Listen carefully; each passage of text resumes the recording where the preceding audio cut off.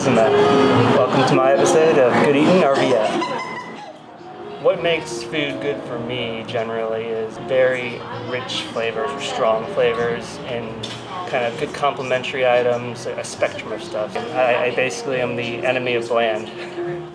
I don't know the right way to put this without making fun of myself. My go-to dish is just my very ginger white guy version of tacos.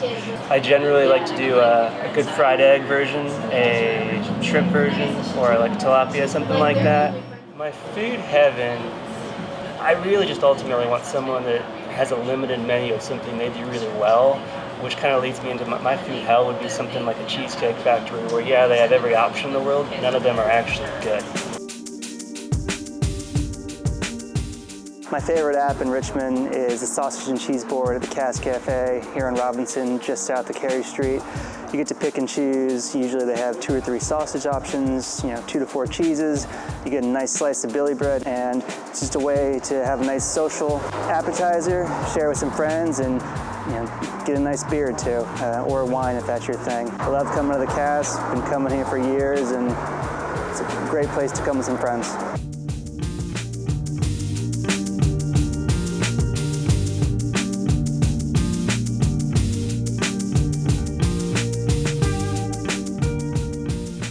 I love this just due to the social nature of it. Yeah, totally. I know a few years ago you guys used to use a different vendor for the sausage, but then what was it, like a year or 2 ago you switched it to be strictly in-house for most of them at least.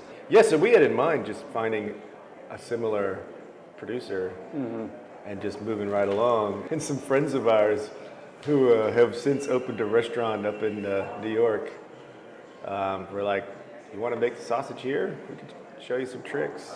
So yeah, they showed me a few things one day. We made a Käsekreiner. That was one of the first ones we did. I had made a lot of sausage when I was younger with my dad. So it wasn't like a radical new idea. That makes a lot of sense because I remember when you tell me you were doing that switch, it honestly was like pretty seamless. Once they showed me how you could do it in that space, because that was the other thing I just didn't understand mentally with such a small kitchen, how we could accommodate it. I'm glad you said you thought it was seamless. Yeah, I didn't notice any change. Yeah. I mean, maybe it was the beer, but I was all about it before and after. Well, that's definitely the most important part. Everything else is just second. I will say that, honestly, it's not the hardest thing to do in the world. Whether or not that's true, even talking a minute ago where you're like, no, I want this texture, this taste. Most people wouldn't care. No, we're definitely trying to go the extra step. I like the bratwurst a lot. It's probably the easiest to make though, bizarrely. The kielbasa actually takes a lot of effort. It's not like smart work, but you gotta put that extra elbow grease in. When you're putting it through the second grind, and it's stubbornly, because I was trying to make it like the real Krakowska that you can buy like at the Eastern European stores, is like a ham. And they slice it like a deli meat even. So I'm trying to get that like ham texture on there, but also like, I want it to be ours.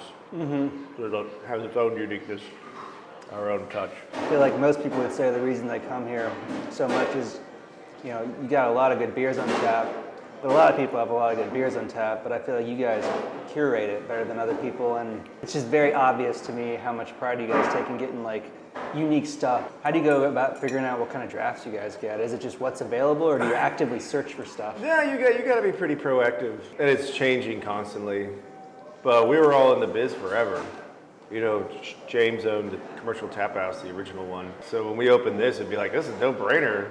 Make a bar that takes beer seriously, it'll stand out. But we didn't get liquor, you know what I mean? We don't have a liquor license. Because once you do that, the beer's gonna be, obscured. It's taken away from the focus. Like, hey, well, no, this is what we're doing. Yeah.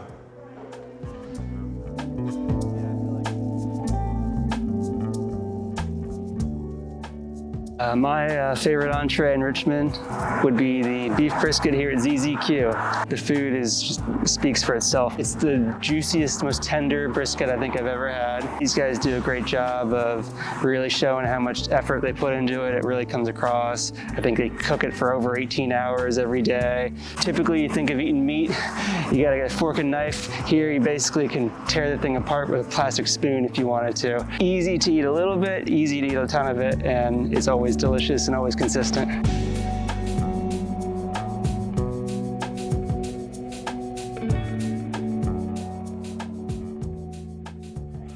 welcome. I'm glad you're here. Thank you. Absolutely. I first knew about you guys when you were next door over at Ardent at the Saturday pop-ups. I think I have an idea of how you guys kind of started out. Let me see how close I am. So I think the story I got was that Chris was doing a lot of cooking and just sharing with neighbors, and then word got out, and then it kind of got the idea for the pop-up, and then the pop-up got just wildly popular, and over time you thought of doing this. Is that close? That's really close. Our very first event we did was a wedding for 125 people, and it was one of the most scary things we ever did. It just kind of built from there. The idea of being able to feed people in that way was just, we were fixated on it. And it was such a part of our relationship. And then we started selling brisket out of the backyard, and then we got shut down by the health department. And at that moment, Tom at Ardent was like, you guys want to come serve here? And so it just pushed us into doing it. And that's when we started pop-ups, and that was the very beginning. I feel like I should be paying attention to you, but this is very distracting. Yes, this is why we're here. You know, the brisket was really the thing that hooked me. Chris was like, I'm going to make a brisket. And this was early on in our relationship, and I'm like, oh, Jesus, that's that thing my Jewish stepmom makes in the crock pot? I don't want this. And then he smokes this thing for all night, and I'm just like, oh, this is crazy.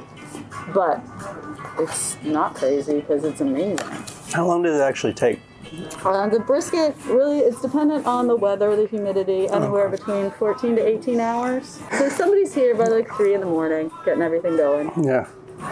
Does Chris say what he does for the rub? It's primarily black pepper and salt. There's a little bit of other, it changes. It changed a lot up until we opened. We were still making it by hand then. And so now we actually do have someone who makes the rub for us. I mean, to really get it mixed in a way that will just coat the brisket really smoothly and consistently. Otherwise, when we're mixing it by hand, you could get a nice big salt bite. That makes sense. So ZZQ is Texas barbecue. What does that mean? Texas barbecue primarily it's about the beef as opposed to the pig. The other aspects to it is the dry rub, and then the offset pits. That smoking process is very different than what you'll see in Carolinas or Virginia. And you'll see a lot of Texas places that are no sauce. Man, I appreciate having the sauce here, but frankly, I really rarely use them, because it's just kind of good on its own. So. That's awesome. We do have a vinegar-based sauce. We do make some delicious pulled pork, which you may or may not find if you're at a Texas place in Texas. Chris was born and raised in Texas, and it gave us the chance to show Richmond something different. Did you guys ever consider going anywhere else, or was it always going to be in Richmond? I mean, Richmond's home. Richmond's been home for both of us for over 20 years. We met here. I raised my kids here. Chris raised his son here, and it just seemed like, why would we leave? But such a huge part of ZZQ is our community. That's the people that have supported us since day one, since pop-ups, since before pop-ups. And you can't recreate that. No.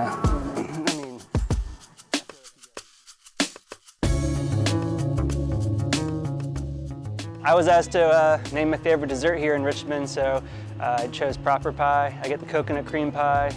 Proper pie is here in Churchill. It's right down the street from my work. So I come and probably get weekday desserts way more often than I should, but I never regret it, and I just run an extra few miles the next day if I feel like I had too many in a row, but I don't know, it's kind of addictive. So if you're looking for a cool place to come hang out and just chat, it's got a nice diner vibe, and I love just coming here and kind of getting away from it all for a little bit. So I was tasked with picking my favorite dessert in town, so I went with your guys' coconut cream here at Proper Pie. When did you guys open? Has it been, 6 or 7 years? We're 8 years and a half years. We're in our 9th year now. It's a lot of sweat and tears and frustration over the years, and we're still here, luckily enough. Hopefully we can get through COVID and still be here at the other end. Yeah. I'm basically going to take a bite now. I'd be disappointed if you didn't. I got to get this going before. So. This is what you remember. This has got it all. It's still there. It's all good. It's all what I remember. You know, one of the reasons I picked this is I just love how cozy this place is. It's almost got like a little diner vibe. One of my favorite memories actually is one of the times I ordered Nikki looked at my order, which was the smoked salmon, a savory pie, the coconut cream, and a coffee. And I felt like the coolest kid in town that day because she kind of looked at it, you know, nothing to do with me. She was focused on the order, but she's like, good combo. That's a good combo. You know, it's like getting the props direct from the source. So from what I remember, like right off the bat, there was like a lot of people waiting in line. Was that the case, or like was it really immediate, or did it take some time? From day one, yeah, it was from day one. Totally caught us by surprise. We had a social media imprint at first, basically, and then we did a Kickstarter and all that sort of stuff. We were doing pop-ups around town. We definitely generated some interest during that. We love the neighbourhood and we love all our customers. I mean, it's been a bit of a wild ride, really. Like you say, you come here and have a cup of coffee and a piece of pie. When we see that and regular people coming back, that really makes our heart shine, because that's what we originally wanted to do. We just wanted a really nice place for people to come and eat, feel comfortable, and just get some good food, and you know, not get charged through the nose for, you know, sub-quality food. You know, I feel like everything is in that, like, you know, except for the drinks, which are cheaper. All the food is in that like nice $5-6-ish kind of dollar range, and it's funny, as like as affordable as that is. I feel like I've come in with, like, you know, eyes bigger than the stomach situation, where I'm like, you know, it's never more than even $20, but that's because I bought enough food for 3 people. Yeah, well, some people come in and they'll get like a couple of pies and a sausage roll, and they'll try and eat that all themselves, and then it's like they'll be in a coma for the rest of the day. I feel like you, like with the savories, you don't realize how dense those things are. There's a lot going on in there, and you know, it's very rich, and you know, one's all you need. For sure. You know, unless you might be a little hungover or something like that, then you can maybe do that's what the brekkies come in for. Yeah, the brekkie pie or sausage roll is good for that too. Yeah. The whole pie idea came when I started traveling and moved away from New Zealand and went to London, and I couldn't find a decent pie, so the idea sort of basically was sparked there.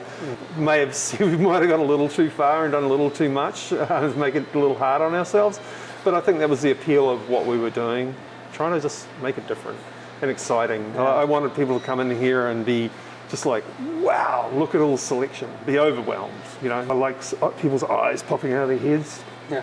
So I'm not asking for like a trade secret or anything, but I feel like this is like one of the most loaded up coconut creams I feel like I've ever had, which is why, like in a good way, like I feel like a lot of times it might be like a very light coconut. This thing is just like thick, it's rich, but not in a way where I feel like I'm gonna like fall into a coma afterward. It's like that perfect sweet spot of like goodness for me. Like, was that something that like took a while to perfect, or was that like an old recipe you had? I mean, basically, I never made coconut cream pie in my life, so I looked up a few recipes, kind of like tweaked some things myself. I think the biggest thing that makes it stand apart from anything else and anybody else's coconut cream pie, we use a graham crust, but we also put Anzac cookies in there, which are a New Zealand and Australian specialty cookie. We call them biscuits. You guys call them cookies. But that has coconut and oats and golden syrup, which is like the second press from the sugar cane. So it's a slight molassesy flavour going on there as well. And then the whipped cream is, we put a little vanilla and sugar in there, a little bit of cream cheese to stabilise it. And yeah, I mean, it's very, very simple. But it kind of works, you know. It's like it has a basic pastry cream. This is coconut pastry cream, which is made with coconut milk, and then we put shredded coconut in there as well. And you know, the toasted coconut on top. I mean, toast that properly, you get more flavour out of that as well. Yeah. It's just doing little things right, you know. As a whole, they can be a little labour intensive, but when you separate it up into other people doing other jobs. But when you've been cooking for a while, some things don't seem as labour intensive to you as most people. It's just how you do it. Yeah. It's just part of the process, you know. It's like, and being organised, I think, is the key. And we have great staff, and everyone loves being here. That's good. Yeah. How long?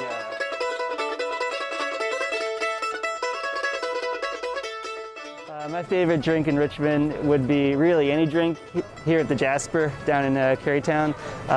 But one of the staples they have on a regular basis is the Caribbean Queen, so I get that one quite a bit. So that's my tried and true. So it's got great flavors, smooth, and you look cool drinking it.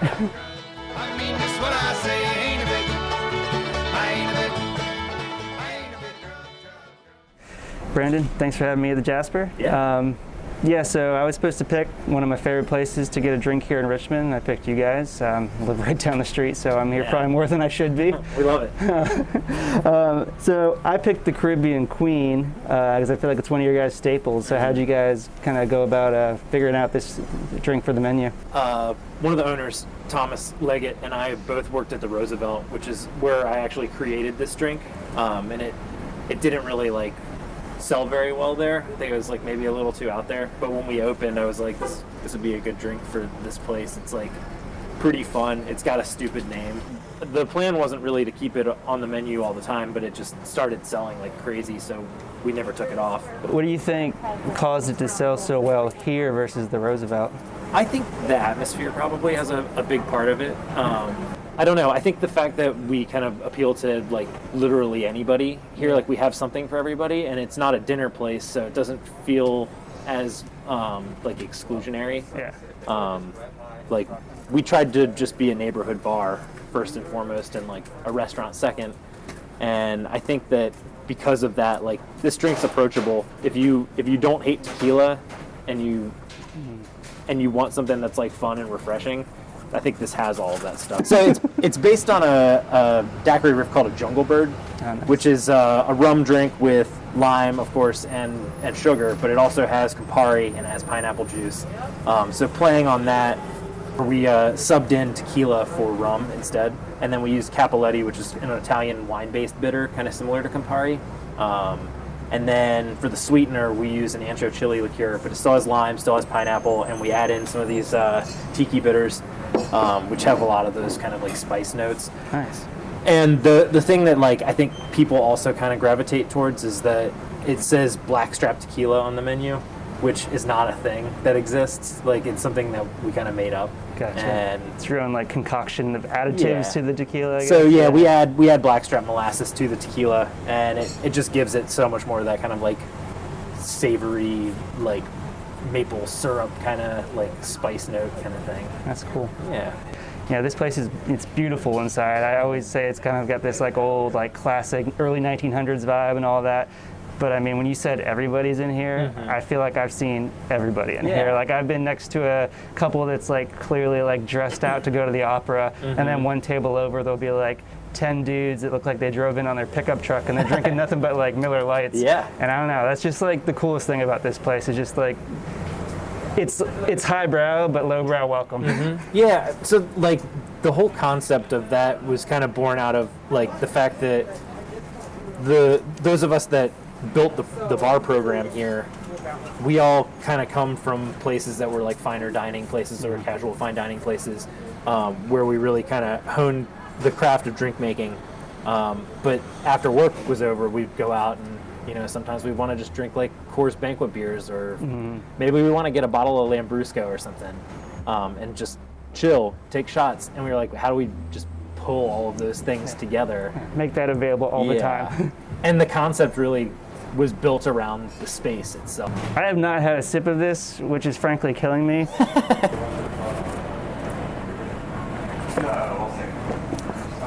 Yeah, it's still great. I know things are changing all the time, but what do you think winter into spring 2021, plan right now, just continuing the pop-ups and different iterations of the stands? I think that's all we really can do safely right now. We're just going to keep trying to make it work as long as we can until it's safe to let people back in the building.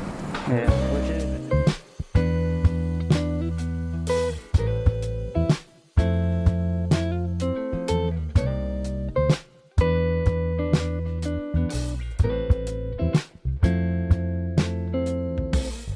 If 5 years can't say right under my name and those songs, I push it on. Plastic cards in my own.